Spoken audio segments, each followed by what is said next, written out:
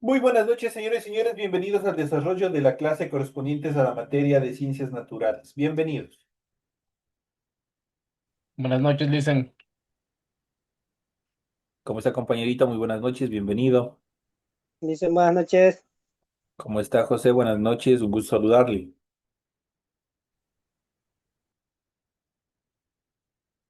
Iniciamos el desarrollo de las actividades correspondientes ya a esta antepenúltima clase en relación a la materia de ciencias naturales y vamos a continuar dentro de este fascinante mundo relacionado a la física y justamente en esta clase, en relación a la densidad, la presión y la fuerza gravitacional, vamos a hablar sobre el principio de Pascal. Vamos a ver cuáles son las características fundamentales en relación a esta estructura, a esta determinación, esta forma de cálculo de determinadas actividades en relación a la física. Hemos visto la presión en el interior de los líquidos, pero ¿qué hay de la presión exterior aplicada sobre un líquido? Y muchos de nosotros, ¿quién no ha jugado carnaval? ¿Quién no ha inflado un globo con agua? Las famosas bombas que nosotros tenemos aquí. Ahí obviamente se aplica la presión desde el exterior sobre un líquido. Vamos a comprobar este fenómeno mediante una sencilla experiencia que nos mostrará cómo se transmite la presión ejercida sobre un punto de líquido a otros puntos de este. Este principio puede comprobarse utilizando un globo de látex perforado en diferentes lugares, a excepción del cuello del globo. Al llenar el globo con agua y ejercer presión en el cuello hacia abajo, observamos que el agua sale por todos los agujeros con la misma velocidad, con la misma intensidad. A esto se llama la presión del exterior sobre un líquido. De ello, deducimos que la presión se ha transmitido por igual intensidad en todas las direcciones en el seno del líquido. Esta experiencia demuestra una importante propiedad de los líquidos, su capacidad de transmitir la presión aplicada en algunos de sus puntos. Dicha propiedad fue anunciada por el físico y matemático francés Blaise Pascal durante los años 1623 a 1662 y conocemos gracias a esto, obviamente gracias a su aporte, obviamente y en honor a él, obviamente este se denomina el principio de Pascal. La presión aplicada en un punto de un líquido encerrado e incomprensible se transmite con la misma intensidad en todas las direcciones, en el interior del líquido y de las paredes del recipiente que lo contiene. Así, obviamente, la fórmula para calcular, obviamente, es P base A es igual a P base B. Y vamos a ver cómo se determina o bien remitiéndonos a a la relación entre fuerza y superficie, donde fuerza base A sobre superficie base A es igual a fuerza base B sobre superficie base B, donde P obviamente saben que es presión, F es fuerza y S es superficie. En cuanto a las aplicaciones del principio de Pascal, vamos a ver cuáles son las características fundamentales. El principio de Pascal se aplica en muchas máquinas de uso común que nosotros hemos visto y de pronto hasta hemos trabajado con ellas. Y vamos a hablar en la primera, que es la prensa hidráulica. La prensa hidráulica es una máquina compleja que permite amplificar la intensidad de la fuerza y constituye el fundamento de elevadores, frenos y muchos otros dispositivos hidráulicos de las máquinas industriales. Los frenos de nuestro vehículo, han visto los volquetes, como obviamente tienen o lo que denominan normalmente como gato.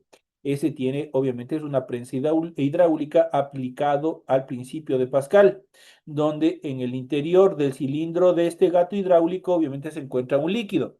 En este caso, ese líquido que se encuentra al interior es un aceite. Este aceite, al ser presionado, obviamente procede a elevar el gato para que se alce el volquete y obviamente proceda a desalojar el material que se encuentra cargado. Eso obviamente dentro de estas características. Consiste obviamente en dos cilindros de diferentes secciones comunicándose entre sí y en cuyo interior se encuentra un fluido en reposo que normalmente puede ser agua, pero por lo general es aceite. Entre el émbolo A, cuya superficie es de ese base A, es muy pequeña. Se aplica una fuerza extrema de F base A. La presión debida a esta fuerza se transmite por el líquido que llena la prensa hasta llegar al émbolo B, cuya superficie S base B es muy grande y ejerce sobre este una fuerza F base B, justamente aplicando los teoremas que hemos visto anteriormente. Y aquí tenemos el gráfico de la aplicación del principio de Pascal en una prensa hidráulica. Tenemos el émbolo A y tenemos el émbolo B. Tenemos el fluido, en este caso que es un aceite, donde en el émbolo A obviamente va a tener una presión SA y una F base A, donde el émbolo B igual va a tener una SB y una F base B. Obviamente ustedes pueden ver el émbolo es pequeño, en el caso del émbolo A siempre va a ser pequeño, y el émbolo B que ejerce la presión va a ser un émbolo mucho más grande. Ustedes han visto, bueno, en la actualidad ya no creo que existe en su mayoría en ningún lado, pero antes, especialmente en los pueblitos, en el, casi ya en el campo, existían, por ejemplo, las bombas manuales de agua, donde eran prácticamente unas estructuras de acero donde la persona ahí simplemente iba a hacer presión con su mano, ejercía como a modo de palanca y obviamente de esa manera se extraía agua de los pozos.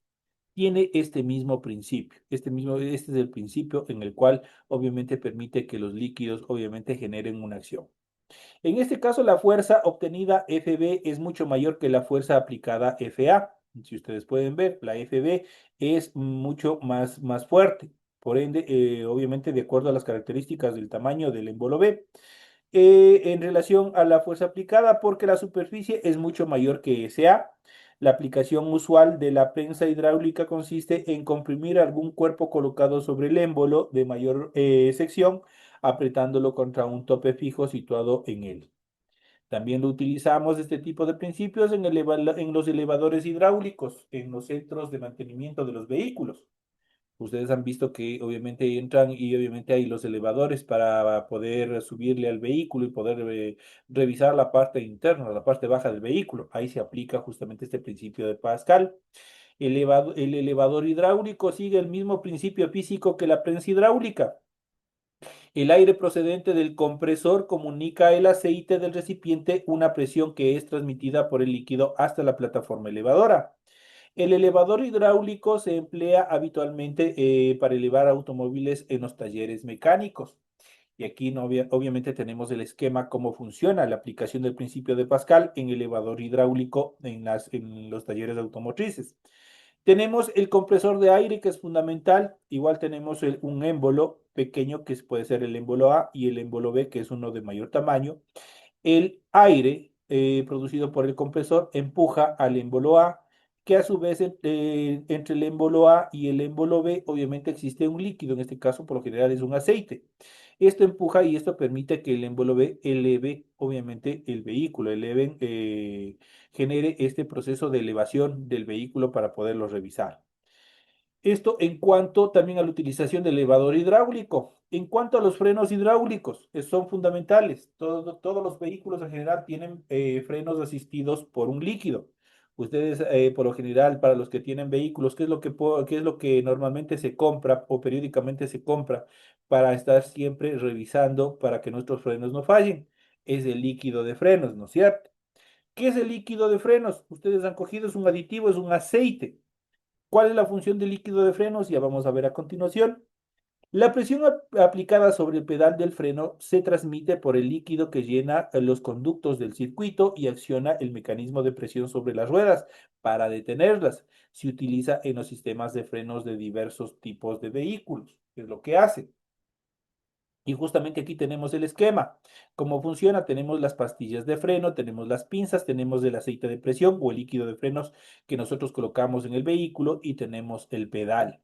¿Qué es lo que hace el pedal al apretarlo? Obviamente, este genera un ingreso de aire, un empuje de aire, lo cual va a empujar a su vez el líquido, a aplicar presión sobre el aceite y esto generará una presión en las pastillas de frenado que van a ejercer una fricción directa sobre el disco de frenado y de esa manera va a proceder a frenar nuestro vehículo. Esto está aplicado a través del principio de cuál, ¿de quién? a través del principio de Pascal. Entonces, el hombre ha buscado una serie de utilidades de este tipo de principios, los cuales obviamente hasta la actualidad se siguen utilizando. Y esto obviamente en estos casos. Tenemos lo de en materia, en instrumentos camineros, como retroexcavadoras, como payloaders y otras situaciones, siempre estamos utilizando este tipo de principio en el cual se aplica o se ejerce presión a través de dos émbolos, a través de un líquido. Y esto obviamente permite que trabajos que pues, serían imposibles en otros casos desarrollar sean sumamente más sencillos, sean sumamente más fáciles. ¿Quién, en relación a fuerza humana, quién va a poder elevar el volquete para que bote, por ejemplo, una tonelada de arena que esté cargando una volqueta? Imposible. A través de este principio de Pascal, a través de utilización y compresión, obviamente esto ha generado que todos estos procesos sean mucho más sencillos para el hombre. Así como tenemos el principio de Pascal, vamos a ver a continuación el principio de Arquímedes, que es bastante importante de igual manera. El principio de Arquímedes quizás haya comprobado alguna vez que si intenta sumergir una pelota en una piscina, por ejemplo, el agua opone cierta resistencia. ¿Qué pasa si nosotros, por ejemplo, cuando nos vamos a la playa o nos vamos a una piscina y nosotros llevamos una pelota cualquiera, y tratamos de sumergirla, de llevarle hasta el fondo de la piscina? ¿Qué es lo que sucede con la pelota? Trata de con fuerza salir hacia la superficie, ¿no es cierto? Este es una fuerza de empuje, que se denomina como fuerza de empuje, y este obviamente está determinado por el principio de Arquímedes. Entonces intentan sumergir una pelota en una piscina, el agua opone cierta resistencia. Si una vez introducida la sueltan, la pelota es impulsada hacia la superficie. Es evidente que el agua ejerce una fuerza sobre la pelota sumergida. Esta experiencia, a modo de ejemplo, nos ayuda a entender cómo son las fuerzas. Colocamos en un dinámetro, instrumento, o que este es un instrumento para medir la fuerza, un cuerpo de pequeño tamaño, como una bola de metal. Anotamos la medida del dinámetro en relación al peso de la bola. Este es el peso del cuerpo en el aire, que es igual a W, es igual a 1N, en este caso que N corresponde a newtons. Llenamos un recipiente con agua y sumergimos en ella el cuerpo colgado del dinámetro. Anotamos el peso del cuerpo del agua. En este caso, W es igual a 0,6 perdón, newtons. El dinámetro indica que el peso del cuerpo en el agua o peso aparente es menor que en el aire normal. ¿Por qué? Porque el agua trata de empujar y por ende el cuerpo, en este caso la bola de metal, pierde peso justamente por el empuje que ejerce el agua.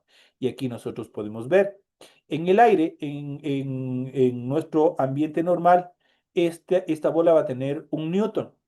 Pero si volvemos a pesar esta misma bola en líquido, en este caso en el agua, que es la fuerza de empuje que lo lleva hacia arriba, este pierde peso y obviamente apenas pesa 0,6 newtons. Entonces, prácticamente ha perdido 4 puntos de peso. ¿Por qué? Vamos a ver a continuación por cuál es la explicación. De esta experiencia concluimos que los líquidos ejercen una fuerza vertical llamada fuerza de empuje sobre los cuerpos sumergidos en ellos. Esta fuerza es opuesta al peso. Por eso notamos una resistencia al introducir un cuerpo en un líquido. También por ello los cuerpos parecen pesar menos en el agua que en un ambiente normal, en el aire. El peso aparente de un cuerpo sumergido en un líquido es la diferencia entre el peso real y la fuerza de empuje, donde W es igual a W menos E. Esa es la fórmula mediante la cual nosotros podemos ver o calcular justamente el peso aparente de un cuerpo sumergido. En el siglo III antes de Cristo, el matemático griego Arquímedes determinó el valor de la fuerza de empuje que ejerce un líquido sobre los sólidos sumergidos en él y formuló el principio que lleva justamente su nombre. Cualquier cuerpo sumergido total o parcialmente en un líquido está sometido a una fuerza de empuje dirigida hacia arriba igual al peso del líquido desalojado. Si nosotros igual muchas de las veces simplemente nos lanzamos a una piscina. Nos sumergimos en una piscina. ¿Qué es lo que busca el agua? Que nuestro cuerpo flote, ¿no es cierto? Prácticamente nosotros, si nosotros hiciéramos un cálculo, prácticamente nosotros dentro del líquido, dentro del agua, nosotros perdemos peso, nos volvemos más livianos. En este sentido, E es igual a la fuerza de empuje, D es igual a la densidad del líquido, B es igual al volumen del sólido sumergido y G es igual a la gravedad. Cuando un cuerpo se sumerge en un fluido, ese presiona el fluido y al mismo tiempo el fluido presiona sobre el cuerpo hasta provocar su pérdida aparente de peso. ¿Por qué decimos que es una pérdida aparente? Porque eso no es una pérdida real. Si nosotros salimos del agua, recuperamos nuestro peso. Por eso es un peso aparente, una pérdida de peso aparente. Podemos concluir que el principio de Arquímedes, el empuje depende solo de la densidad del fluido y del volumen sumergido del cuerpo. Esto define si un cuerpo flota o si un cuerpo se hunde. Ejemplo, tenemos acá un ejercicio. Dice un objeto de hierro obviamente que B, obviamente que su peso es B igual a 0,008 metros cúbicos, se sumerge totalmente en el agua, donde D es igual a 1000 kilogramos por metro cúbico. Determinemos la fuerza de empuje y B el peso aparente del cuerpo de la masa de 63,7 kilogramos. Aquí obviamente desarrollamos igual una multiplicación donde ya sabemos, aplicamos la fórmula, E es igual a 1000 kilogramos por metro cúbico. Esto es igual a 0,08 metros cúbicos. Esto obviamente se multiplica por 9,8 metros por segundo y nos da 78,4 newtons.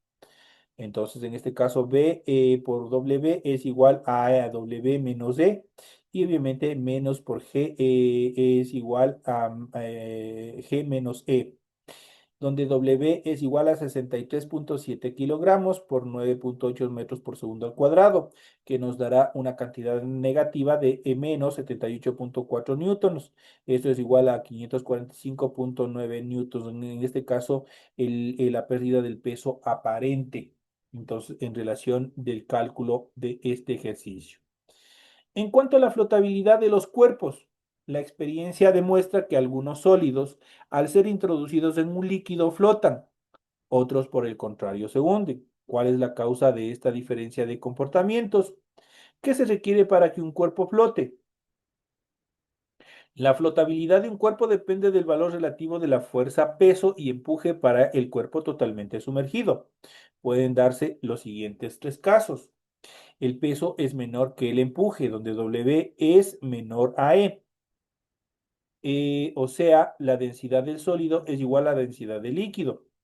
Un cuerpo flota en un líquido cuando su densidad es menor que la de dicho líquido. Ejemplo, la bola de corcho.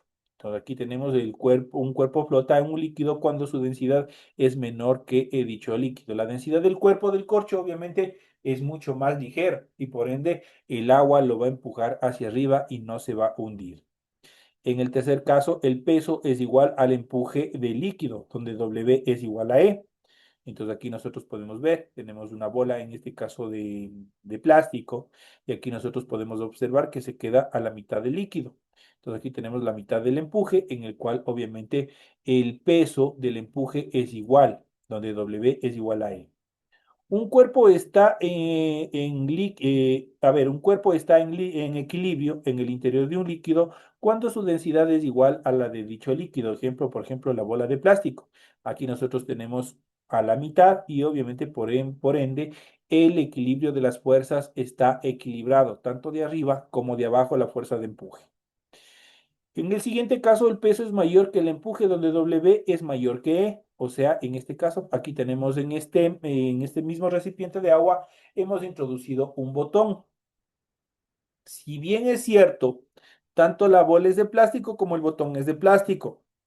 La bola, en este caso, su densidad, la estructura es más liviana, no es compacta, por ende trata de equilibrarse o trata de flotar. En el caso del botón, la estructura de su cuerpo es más sólida, es más compacta y por ende tiene más peso que el líquido y por ende se hunde. Entonces ahí obviamente el W en relación al peso es mayor que E, que es la densidad del agua. Un cuerpo se hunde en un líquido cuando su densidad es mayor que la de dicho líquido. Ejemplo, la bola de cristal o una bola de hierro. Siempre son más compactos, tienen más peso y por ende siempre se van a hundir, siempre se van a ir abajo. El caso de los barcos y de los submarinos es importante y dentro de ellos se aplica este principio de Arquímedes y vamos a ver cómo, obviamente, igual el ser humano ha desarrollado determinados inventos, obviamente aplicados a este principio. Los barcos, a pesar de su peso, flotan gracias a un gran volumen. Al tener mucho espacio interior lleno de aire, su peso queda compensado por el empuje de su parte sumergida. La línea de flotación es aquella que separa la parte sumergida de la parte del barco sobre la superficie del agua. Los materiales con los que se construyen los grandes barcos mercantes son más densos que el agua, pero el peso del volumen de agua que del barco desaloja es mayor que el peso del barco y por este motivo el barco flota. Ustedes verán que prácticamente los acorazados, las corazas de los cascos de los barcos son 100% construidos en acero. El acero obviamente es sumamente pesado, es fuerte. Pero ¿qué pasa? ¿Por qué no se hunden? Justamente porque en la parte interna tienen zonas cóncavas o prácticamente la estructura interna es cóncava, es hueca y obviamente ahí obviamente está constituido cavidades de aire y por ende esto compensa en el peso. Si bien es cierto, o parte de la estructura del barco se hunde, pero no permite que se hunda en su totalidad, más bien le permite flotar de cierta manera. El agua de un barco desalojado es mayor que el peso del barco y por ese motivo obviamente habíamos dicho que flota. En el caso de los submarinos, pueden variar su peso y por tanto su flotabilidad gracias a sus tanques de lastre. En ellos pueden introducir agua o bien aire procedente de depósitos de aire comprimido y de esa manera o ganará peso o ganará peso. Y de esa manera si gana peso se hundirá y si libera peso subirá a la superficie. Y aquí nosotros podemos ver justamente el esquema de un submarino. Tenemos el tanque de lastre, tenemos el tanque de aire comprimido y tenemos el interior donde se encuentra la tripulación. Si el tanque de lastre obviamente se llena de agua, ¿qué es lo que pasa? Gana peso el submarino y por ende se hunde. Pero si este tanque de lastre es vaciado del agua y obviamente es llenado de aire, ¿qué es lo que sucede? Pierde peso y por ende se saldrá hacia la superficie.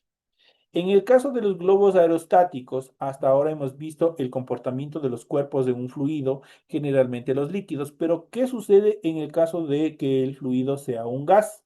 De pronto en la actualidad ya no se ve mucho, pero antes habían los globos aerostáticos, obviamente que tenían una chispa, tenían una mecha en la mitad y esto generaba el calentamiento del aire que ingresa al globo y de esa manera generaba obviamente un proceso de flotabilidad. Del mismo modo que sucede con los líquidos, todo cuerpo sumergido en un gas experimenta un empuje hacia arriba, igual al peso del volumen del gas que desplaza. Por tanto, se producen las mismas fuerzas que en el agua. La fuerza de empuje que sirve para ascender el globo y la fuerza contraria que es su peso, que lo mantiene en la superficie terrestre. Si se consigue que la fuerza de empuje sea mayor que el peso, el cuerpo flotará. Entonces, por eso ustedes han visto que la mayoría de los barcos, ¿qué es lo que tienen? Tienen unas pesas, tienen unas sobrepesas de arena. Y de esa manera, mientras más ganen peso, obviamente eso o el globo aerostático obviamente regresará a la superficie. En relación a la tensión superficial, ¿cómo es posible que algunos insectos o cuerpos como un clip de mayor densidad que el agua floten en ella? Ustedes han visto que determinados insectos no se hunden, se quedan flotando sobre la superficie del agua, no se hunden. Hay determinados objetos, en este caso como el clip, como determinados alfileres, por ejemplo, que tienen determinadas estructuras, flotan en los líquidos. En general, las moléculas de un líquido reciben fuerzas de sus moléculas vecinas en todas direcciones que se compresan entre sí. Sin embargo, en la superficie estas fuerzas intermoleculares no se compensan, por lo que la superficie libre de líquido es atraída hacia el interior de esta y se comporta como una especie de membrana con cierta resistencia a a la penetración. Es lo que hace posible que el clip flote y que a esta fuerza lo llamamos tensión superficial. ¿Por qué lo llamamos tensión superficial? Porque obviamente, ¿qué es lo que genera? Ustedes de pronto han visto a determinados insectos, de pronto decimos tienen algún tipo de repelente para que no se hundan, pero obviamente ejercen este tipo de principio. Y la naturaleza es compleja, justamente el hombre ha buscado estudiar, ha buscado analizar cómo es el comportamiento y por qué se dan las cosas. Y justo uno de ellos es este fenómeno que se da, la tensión superficial. Prácticamente hay determinados insectos que generan como una especie de burbuja y eso evita que obviamente se hundan en el agua. Entonces, una de las características fundamentales es esta aplicación de la tensión sobre la superficie de un líquido. Ustedes, por ejemplo, dentro de este principio de Pascal, también ustedes, ¿qué es lo que pasa? La mayoría, todo mundo cocinamos todavía con cilindros de gas, ¿no es cierto? Nuestras cocinas tienen cilindros de gas. Ustedes han visto o habrán sentido qué es lo que pasa cuando un tanque está o lleno o semilleno. Ustedes le mueven y ¿qué sienten a su interior? Sienten que se encuentra un líquido, ¿no es cierto? Pero ¿qué pasa cuando liberamos la válvula principal? Sale a nuestro medio ambiente y obviamente nosotros no lo podemos ver. De pronto, obviamente por su olor lo podemos percibir, pero no lo podemos ver. Es justamente una de las características determinantes en relación a la física, que determinados gases, al ser comprimidos, obviamente se transforman ¿en qué? Se transforman en líquidos. Y estas características, estos fenómenos que se dan en la naturaleza, obviamente los iremos ya analizando también en nuestra siguiente clase que tendremos, en la siguiente semana, obviamente es la última clase que tenemos en relación a al desarrollo académico y la última tarea que ustedes tienen para poder explicar todos estos fenómenos y también la utilidad que le ha dado el hombre a a estos fenómenos naturales relacionados a nuestra naturaleza y estudiados por la física, que son importantes y que muchos de ellos el hombre ha sabido aprovecharlos correctamente para desarrollar determinadas máquinas, para desarrollar determinados medios de transporte que nosotros lo utilizamos diariamente. Por ejemplo, las puertas automáticas de los buses. ¿Cómo funcionan? Justamente ahí utilizan el principio de Pascal. Ustedes han visto las puertas se abren y se cierran a través de un botón, obviamente, pero si ustedes han visto en la parte de un costado de la puerta, obviamente tienen un brazo, es un brazo hidráulico que asimismo utiliza aire y también utiliza un aceite para poder abrir y cerrar, generar ese movimiento y una serie de actividades que también el hombre ha desarrollado, al igual que el principio de Arquímedes, que obviamente en relación a los líquidos ha desarrollado determinados medios de transporte, los cuales obviamente ha facilitado la movilización de personas, la movilización de carga a través de de los océanos, de grandes cantidades de agua, sin necesidad de hundirse, sin necesidad de generar algún tipo de percances. Señores y señores, de esta manera llegamos a la parte final del desarrollo de nuestra clase. Les invito una vez más a continuar desarrollando todas las actividades, pues estamos llegando ya a la parte final. Les recuerdo que hasta el 30 de este mes, desde el 30 de junio, ustedes pueden agregar tareas en relación a, de pronto, si ustedes no han presentado tareas en cualquiera de las unidades, pueden irse igualando.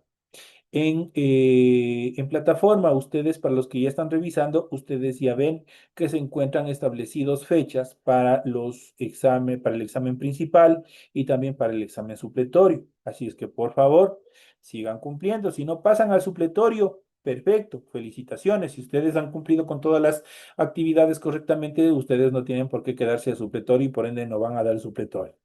Entonces, eso, pero es necesario que ustedes ya sigan viendo, sigan analizando porque ya a partir ya del final de este mes, inmediatamente a continuación, ustedes ya procederán a rendir la prueba principal y dependiendo de eso, veremos si es que el puntaje de ustedes les permite ascender o si les tienen necesariamente que dar el examen supletorio. Es que sigan viendo, sigan analizando, sigan poniéndose al día en todas estas actividades ya dentro de la parte final para que no haya ninguna sorpresa o algún problema en la parte final. Señores y señores, de esta manera y con estas indicaciones me despido de todos ustedes, no sin antes desearles que tengan una feliz noche, un feliz resto de semana y nos estaremos viendo hasta la próxima semana de actividades. Señores y señores, una feliz noche. Gracias, Licen, igualmente. Hace bien. Gracias, Vicente.